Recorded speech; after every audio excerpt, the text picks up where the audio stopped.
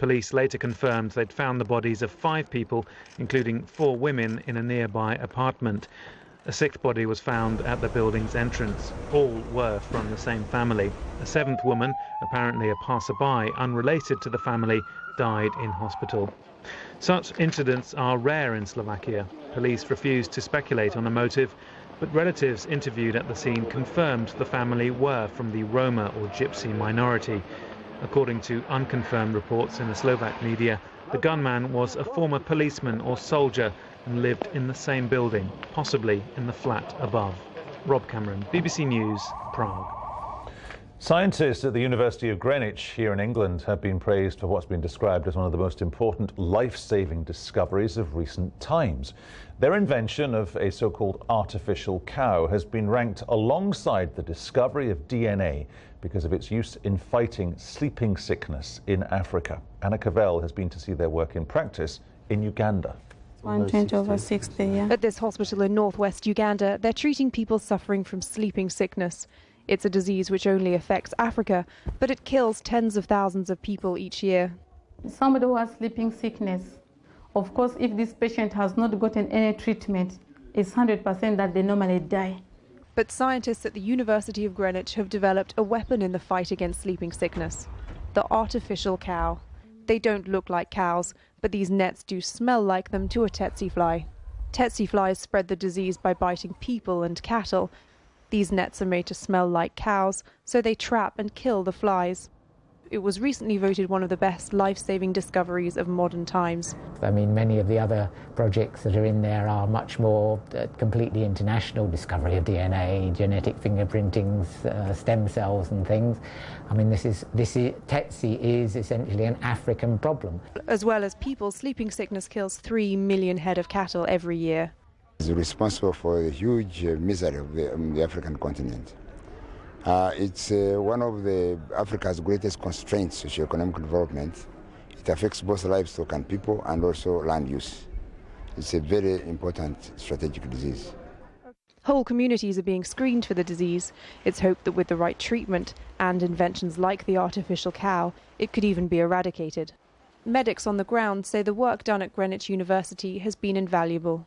It gives us the motivation to know that actually we are not alone in the fight against the disease, and it helps us appreciate the fact that there are a lot of other people who are putting in the necessary effort to ensure that the insects are removed, eradicated. Sleeping sickness affects an area greater than the United States, but the artificial cow from Greenwich is giving hope to millions of people in Africa.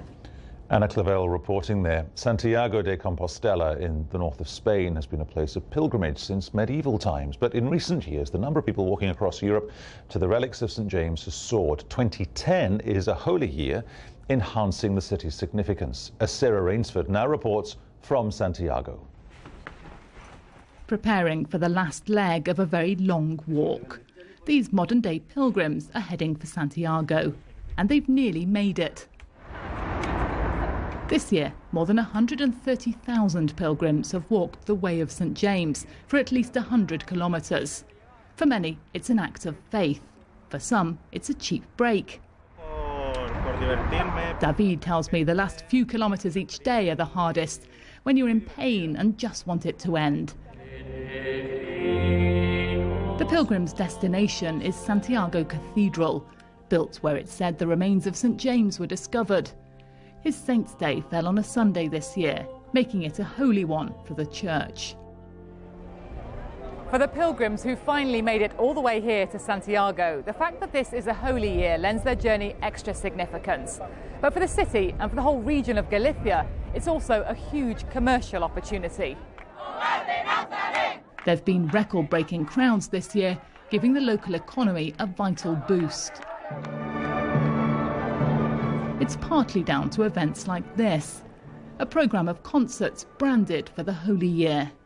Muse and the Pet Shop Boys are playing too, hardly religious, but they're dubbed part of a cultural pilgrimage to Galicia. El Camino de Santiago y la peregrinación a Galicia. The Way of St. James is Galicia's main, unique product, but we promote spirituality, culture, nature, and gastronomy. We use the pilgrimage as the heart of our campaign, but it has a far wider reach now. At the end of their long trek, the pilgrims get an official stamp of approval for their efforts.